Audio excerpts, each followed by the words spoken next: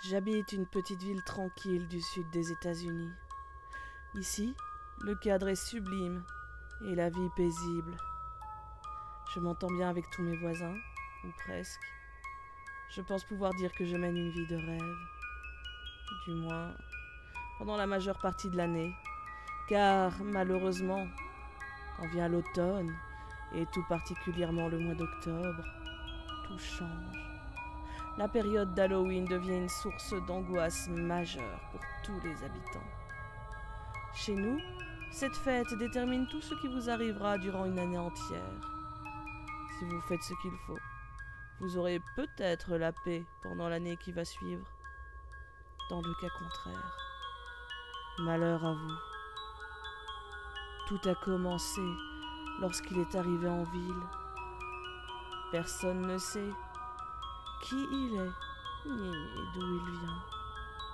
Mais du jour au lendemain, tous les habitants ont découvert un nouvel enfant au cœur des chasseurs de bonbons. Cette année-là, il portait un costume de Yoda. Il ne répondait pas lorsque nous essayions de savoir qui étaient ses parents ou où il vivait. Il se contentait de la phrase rituelle. Des bonbons, m'en sort. Globalement, nous lui avions donné quelques friandises, mais le vieux couple qui habite au coin de ma rue avait refusé, au prétexte qu'il ne le connaissait pas, ni lui, ni ses parents. Monsieur et Madame Jones eurent la même réaction.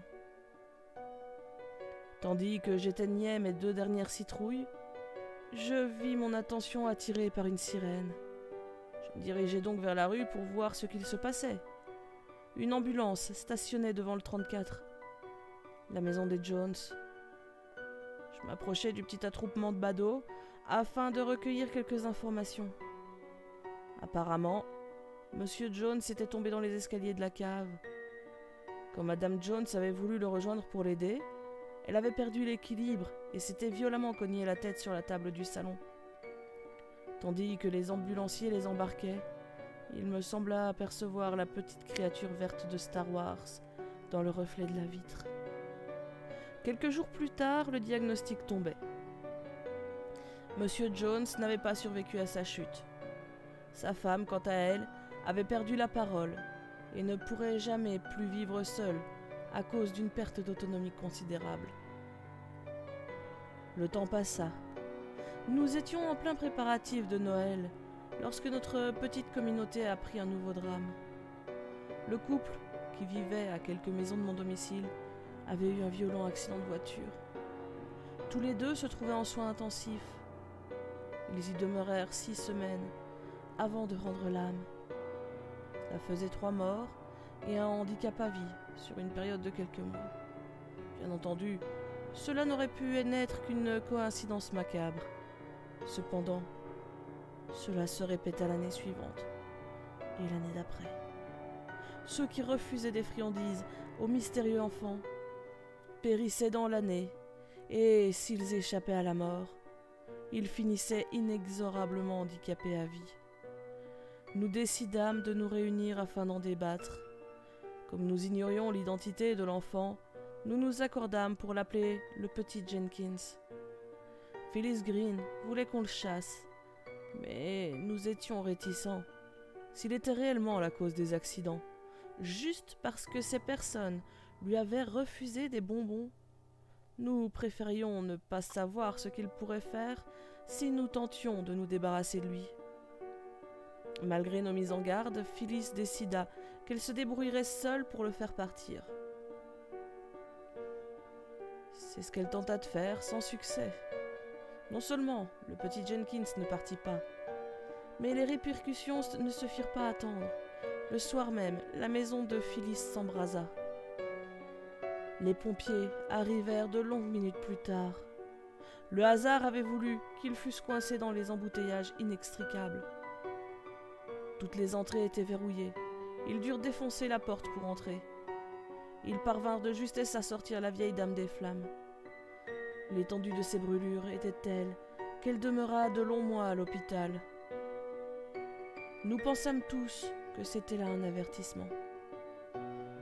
Les experts n'étaient pas parvenus à expliquer l'origine du feu, D'après les analyses, le feu se serait déclenché simultanément aux 4 coins de la maison.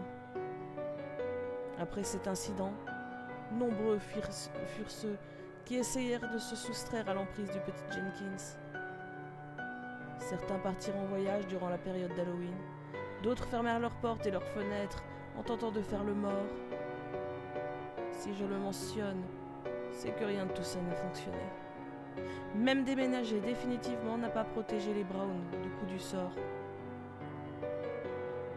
Plus le temps passait, et plus il devenait exigeant, punissant même ceux qui ne lui donnaient pas suffisamment de friandises à son goût. Je vous raconte ça pour vous prévenir car, ce soir, je compte bien me venger. L'année dernière, je n'étais pas présente pour la chasse d'Halloween. C'est mon mari qui s'en chargeait. Malheureusement, il n'a pas reconnu le petit Jenkins, car chaque année, ce dernier change de costume. Lorsqu'il a sonné, la réserve de bonbons avait déjà été entièrement distribuée. Mon mari l'a payé de sa vie au bout de longs mois de souffrance. Quant à moi, j'ai fait une fausse couche. J'ignore si c'est à cause du stress causé par la perte de mon mari ou suite à la malédiction du petit Jenkins. Tout est prêt. J'ai mon couteau à la ceinture caché sous mon cardigan. Dès que le petit Jenkins sera là, je tenterai ma chance. Je n'ai pas le droit à l'erreur. Ces 10 dernières années, le nombre d'enfants a drastiquement diminué. Un petit gremlin s'approche de la maison. Je le reconnais dès qu'il ouvre la bouche pour dire les mots traditionnels. Des bonbons, mon sort. Je brandis le couteau, mais tandis que je le regarde dans les yeux, je commence à me sentir mal et je perds connaissance. Lorsque je me réveille, je suis dans un endroit que je ne connais pas. Je suis attaché à une chaise. Je me débats aussi violemment que je peux. Je fais tomber la chaise, mais apparaître dans une position encore plus inconfortable. Je n'arrive pas à me libérer. Soudain, j'entends un bruit de porte et une main me saisit les cheveux. C'est le petit Jenkins. Il redresse la chaise, ce qui confirme mon sentiment qu'il ne s'agissait pas d'un enfant. Il ôte son masque de gremlins. Je laisse échapper un cri d'horreur en découvrant un visage extrêmement pâle, écailleux. L'immonde visage est traversé par un sourire édenté mais menaçant. Je hurle pour que cette chose me relâche. Je tente les menaces, je tente la flatterie, les promesses. Mais rien n'y fait. Il me fixe avec son expression malsaine. Je ne comprends pas ce qui se passe. Je commence à ressentir une violente douleur dans mon corps. Mes membres s'atrophient. Ma peau change. Mais que m'arrive-t-il ? Je rétrécis. Cela desserre les liens. Je me dégage et fonce droit sur le petit Jenkins. Il ne bouge pas un cil. Et sans me dire, il me tend un miroir. Je m'en saisis. Mais le reflet me répugne. Je lâche l'objet et tombe à genoux de désespoir. J'étais devenue comme lui. Je ne sais pas ce que nous étions.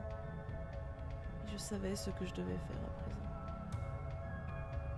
Alors, si un enfant vient frapper à votre porte le soir d'Halloween, un conseil, donnez-lui beaucoup de bonbons, car ce sera peut-être un de nous, et vous n'aimerez pas ce que nous faisons aux personnes avares en friandises.